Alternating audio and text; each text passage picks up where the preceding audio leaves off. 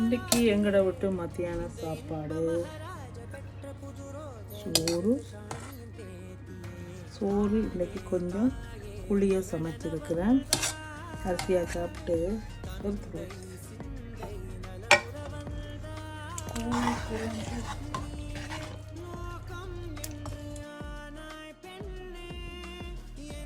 பெருஞ்சீரகம், ஏலக்காய், வறுத்து பிடிச்ச பவுடர், கோழிக்கறி இறக்கிட்டு கொஞ்சம் போட்டால் நல்லாயிருக்கும்.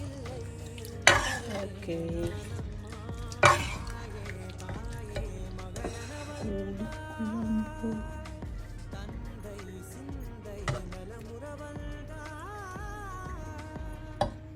பருப்பு எப்பயுமே நான் சமைக்கிற பருப்பு இதுதான் இன்றைக்கு எங்களோட மத்தியான சாப்பாடு.